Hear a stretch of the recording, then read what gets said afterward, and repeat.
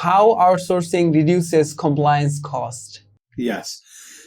The biggest one, listen, I had a conversation with a customer of ours from the state of Colorado at Christmas of 2022. Okay. And two agency owners, $10 million agency, and the benefits, payroll, taxes, severance models were moving towards a Canadian model, which the US is less stringent on severance than Canada. Canada, less stringent than Europe. But what was happening as agency owners is the hiring of an employee here in North America is not just their salary. There's vacation pay expectations. There are bonus expectations. There's health, medical, and dental insurance. There's employment insurance.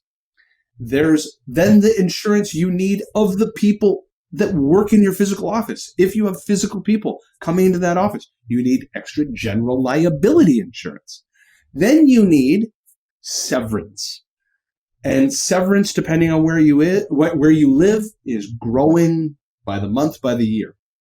So what that all equates to is a deferred liability. What that means is that if you were to try to sell your business today, or you were to try to get out of a contract, we're filming this in April of 2023. If I were to terminate a teammate today, that doesn't mean that the last expense of that teammate is April of 2023.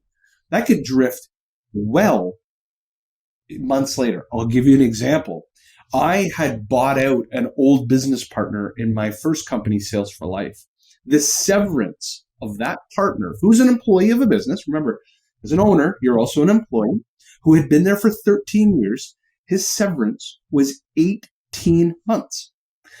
So that means I am paying a salary for 18 months post somebody leaving.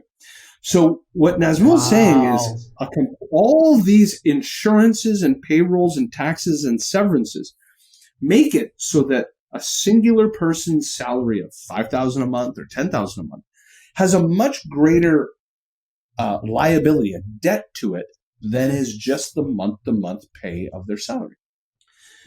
Offshoring or outsourcing typically allows you to create a much more founder-friendly structure. And remember that the teammates that you're hiring are also cognizant of the fact that the flexibility that you're granting, like month-to-month contracts for freelancers or for agencies, means that they need to provide value every single month, because otherwise, if they're not, that contract can be null and void and terminated quickly. So the compliance costs can spiral out of control in a people-centric business.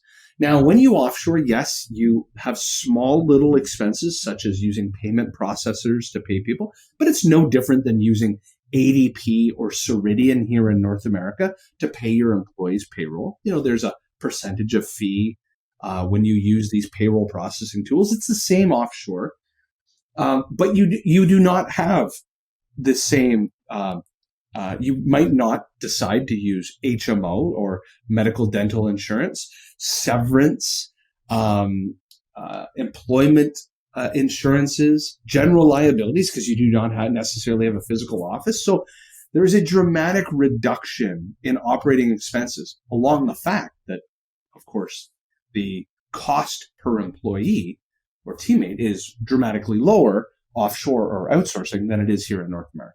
Even this was amazing for me as well when I heard it took you 18 months to say actually buy to a person. Oh my God, that's compliance, right?